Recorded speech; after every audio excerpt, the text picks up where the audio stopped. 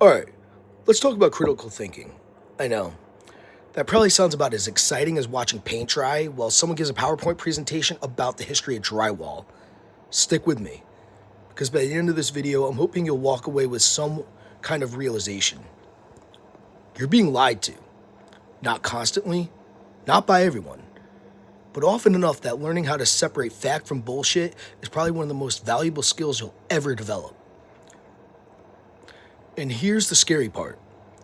Most of the lies aren't even intentional. Sometimes people are simply wrong. Sometimes they misunderstand something.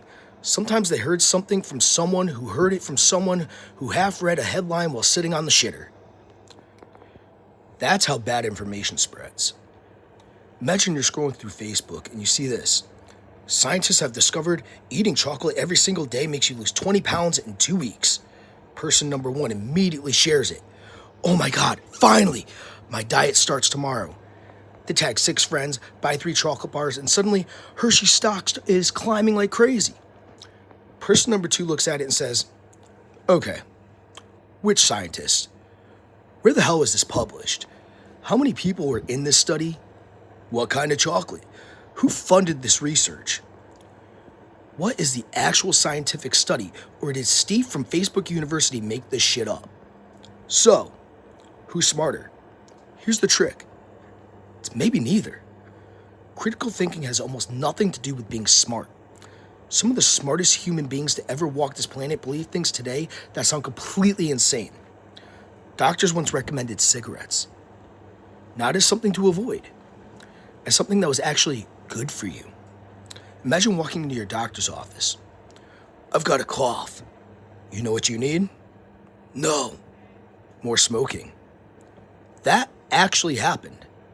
Engineers, people capable of designing bridges, aircraft, skyscrapers, have fallen for pyramid schemes. Scientists have believed in ghosts. Nobel Prize winners have been scammed out of fortunes. Brilliant people have joined cults. Professors have spread misinformation. Being intelligent doesn't magically install a bullshit detector into your brain. Critical thinking is that detector, or at least it's supposed to be. Critical thinking is using logic, evidence, and careful reasoning before deciding what you believe.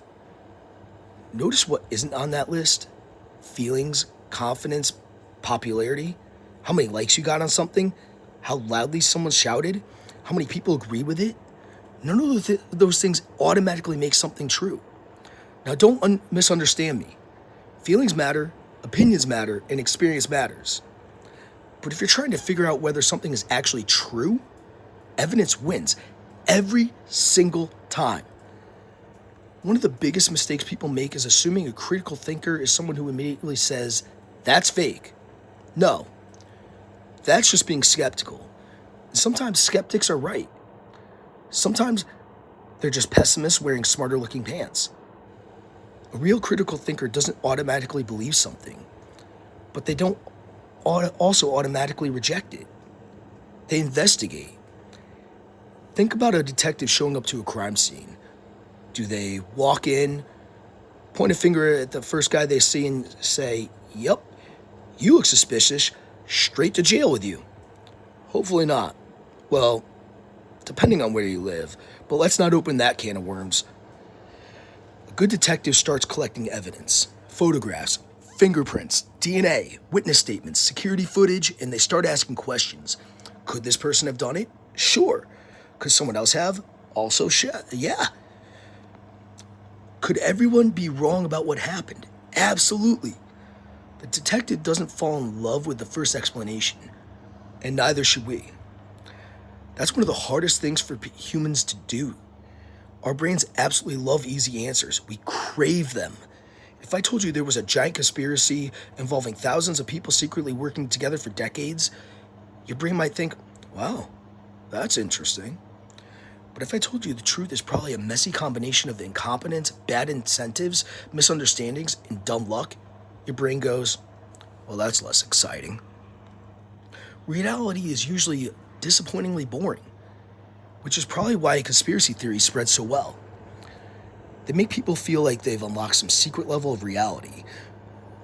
Here's another thing critical thinking is not. It's not arguing.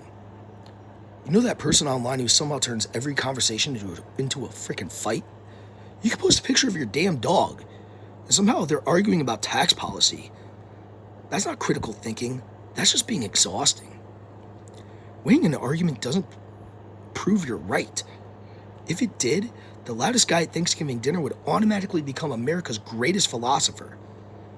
Confidence isn't evidence. Volume isn't evidence. A fancy suit isn't evidence. Hell, even this video isn't evidence. Don't believe me just because I'm saying it. Check me, seriously. If I ever tell you something that sounds questionable, look it up. I'd rather you disagree with me because you found better evidence than agree with me because I happen to sound convincing. That's the entire point. Critical thinking doesn't mean doubting absolutely everything.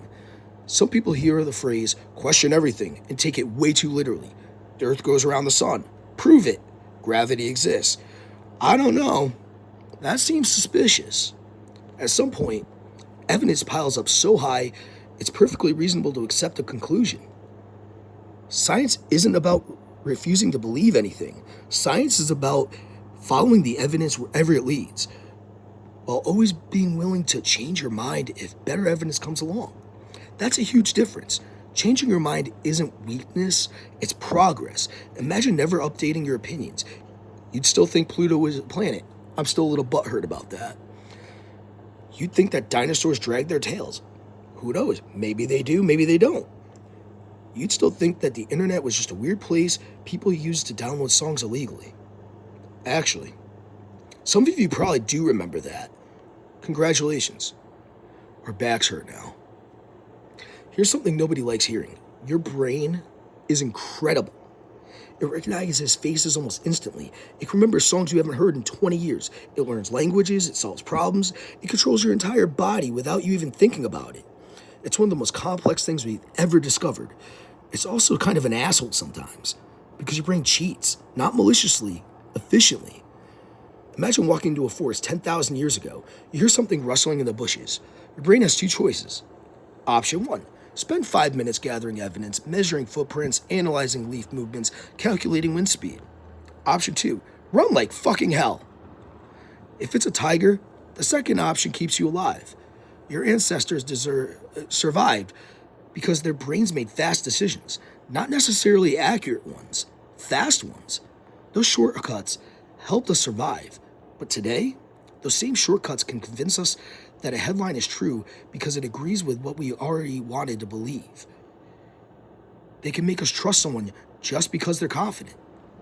They can make us assume something is true because we've heard it 100 times.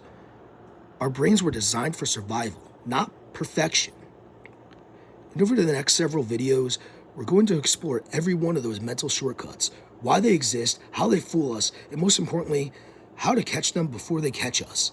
Because once you realize our brains can bullshit you, you stop worrying so much about everyone else's.